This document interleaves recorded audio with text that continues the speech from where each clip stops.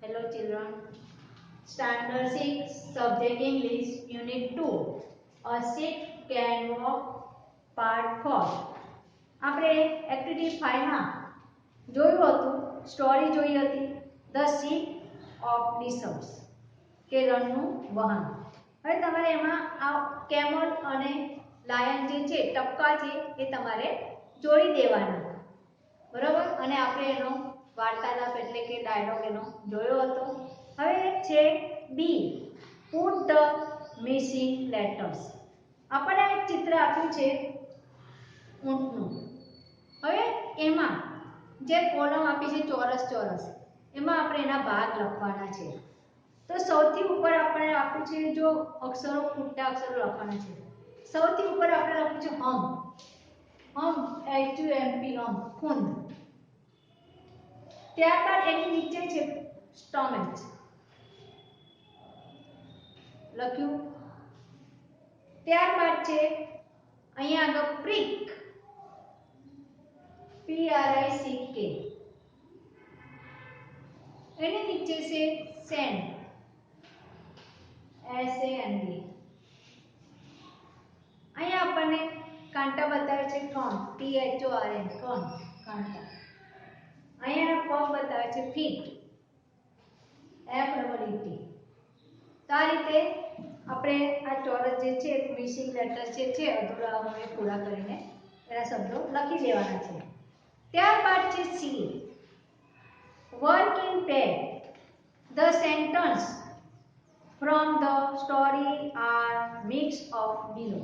આ વાર્તાના જે સેન્ટેન્સ એટલે કે વાક્યો છે એ બંને વાક્યો કેવા થઈ ગયા છે, ભેગા થઈ ગયા છે. Read them and place them in proper appropriate column. એને વાંચો અને યોગ્ય કોલમમાં તેને આપણે લખવાના છે. હવે બે આપણને વાર્તાઓમાં કોણ કોનો સવાલ હતો? કેમલ એટલે ઊંટ અને લાયન. હવે આમાં કયું સેન્ટેન્સ કોનું છે એ આપણે લખવાનું છે. તો અહીંયા કેમલ અને લાયન આ રીતે છે. હવે ફર્સ્ટ સેન્ટેન્સ છે ship of the desert. Ship of the desert આપણને આપેલું છે. Ship of the distorted.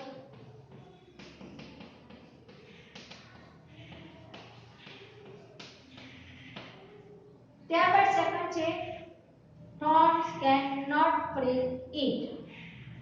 thorn cannot prick it. એ પણ કોનું વાક્ય છે? કેમલનું છે. તેને કાંટા ખૂટતા નથી એટલે આપણે લખીશું thorn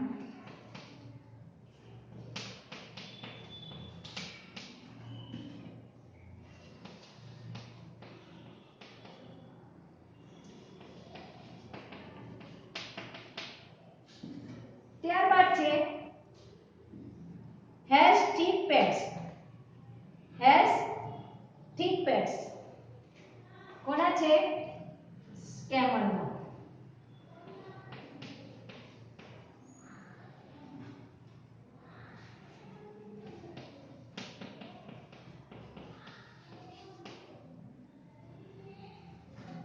નેક્સ્ટ છે needs water every day. પાણીની જરૂર દરરોજ પડે છે. તો આપણે લખીશું લાયનમાં એને દરરોજ પાણીની જરૂર પડે છે. needs water every day. Next છે can store water for 2 weeks. 2 અઠવાડિયા સુધી પાણીનો સંગ્રહ કોણ કરે છે? આ કેમલ કરે છે ઊંટ. can store water for a week.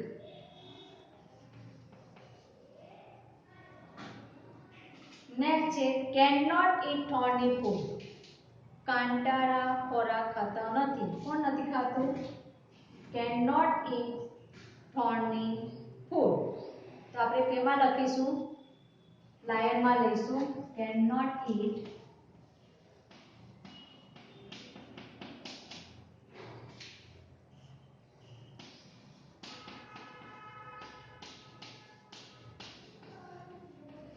એ કાંટાવાળો ખોરાક ખાઈ શકતો નથી. Can run 80 kilometres an hour. 80 kilometre ઝડપે કોણ દોડે છે? કલાકના 80 કિલોમીટર ઝડપે લાયન. આપણે લખીશું can run 80 kilometre an hour. એક કલાકના 80 કિલોમીટરનું અંતર તે દોડે છે. ત્યારબાદ છે કિંગ ઓફ ધ ફોરેસ્ટ. એ શરૂઆતમાં જ આપણને આપ્યું છે the king of the forest.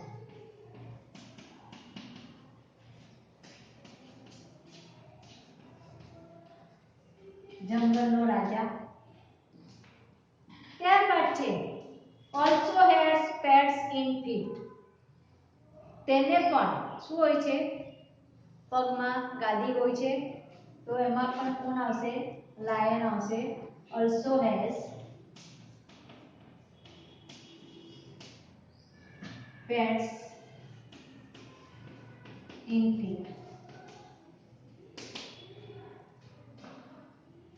ત્યારબાદ does not eat every day. Does not eat every day કે તે દરરોજ ખાતું નથી. તે કોણામાં આવશે? કેમલમાં. Does not eat every day.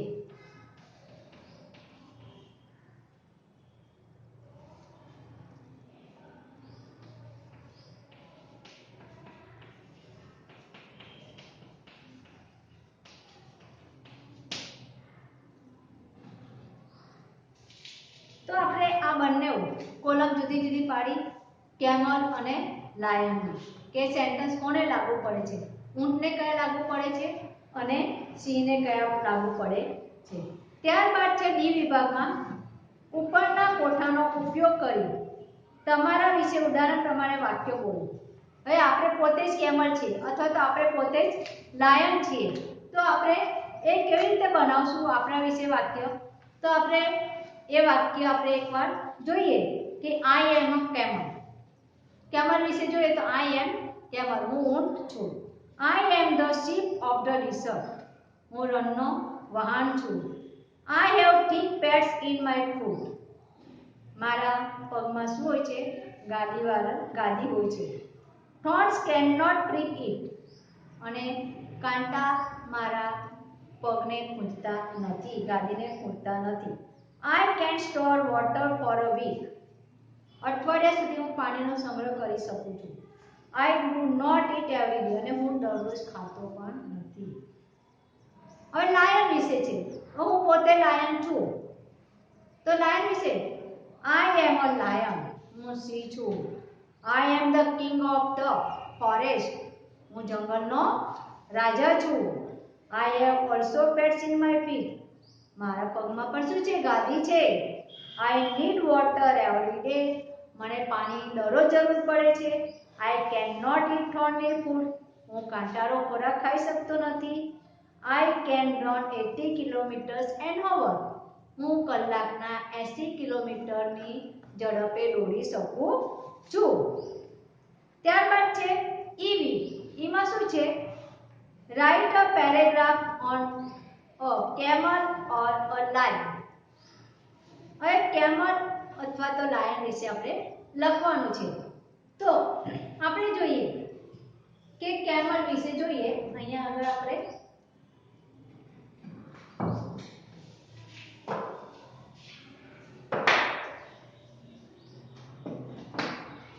a camel.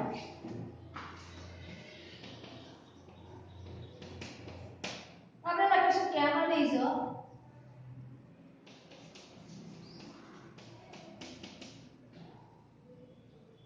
called the sheep of the desert.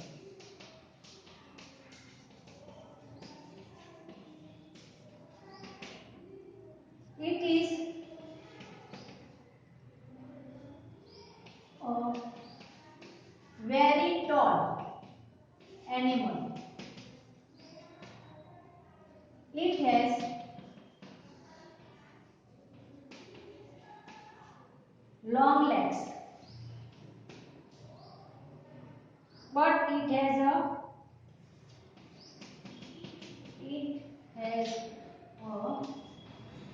short tail, परंतु તેને ટૂંકી પૂંછડી હોય છે. Its feet are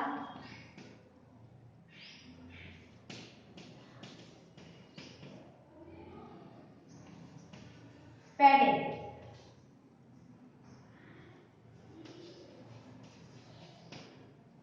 Thorns cannot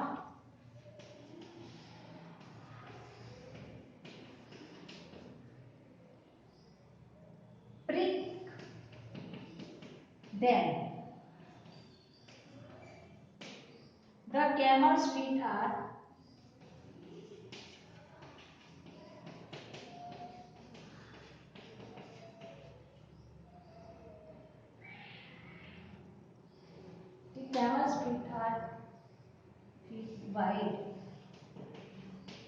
wide.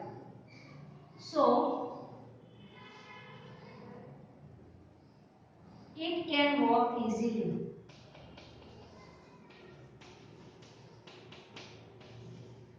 તેથી તે સહેલાઈથી ચાલી શકે છે. Easily, so it can walk easily on sand.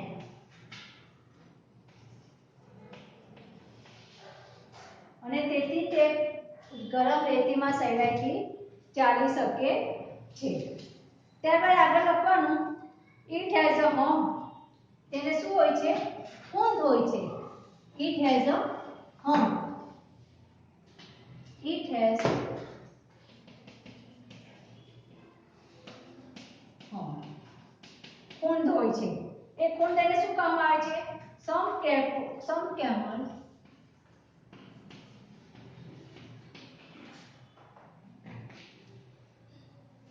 in Africa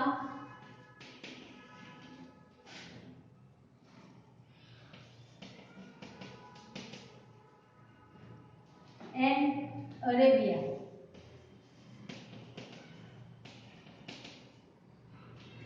have two humps.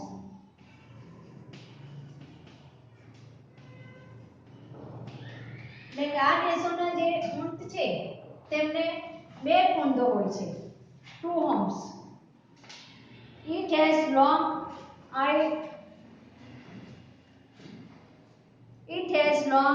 eyelashes that protects its eyes from the hot desert sand. તેમને શું હોય છે? લાંબી એમની આઈ શેડો જેવું હોય છે અને તે શું કરે છે? તેમનું આંખોનું રક્ષણ કરે છે. આપણે લખીએ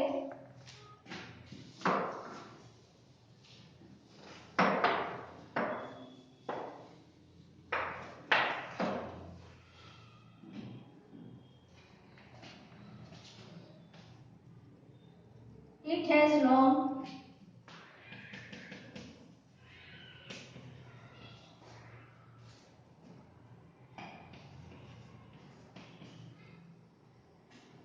eyelashes that protect એટલે કે રક્ષણ કરવું. Protect its eyes. જે એની પાંપણો જે હોય છે એની આંખોનું શું કરે છે? રક્ષણ કરે છે. Its eyes from her hot desert sand.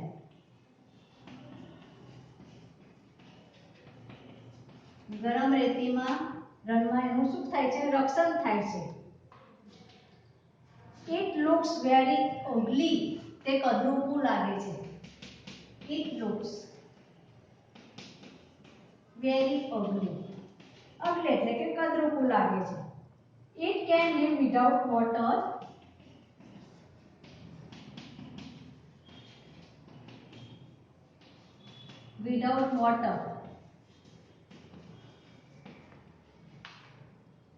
And food for a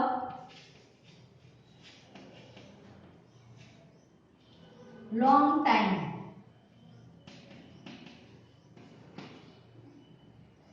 Its food is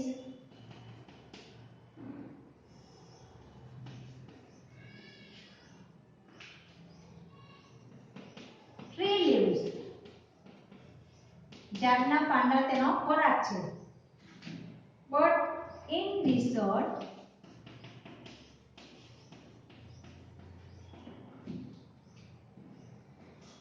it can live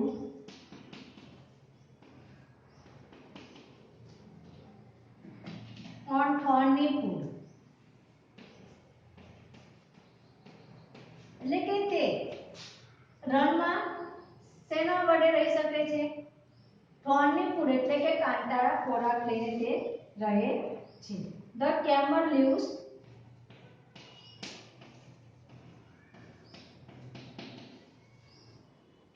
years up to 50 years. તેની જિંદગી કેટલી છે? 50 વર્ષની છે.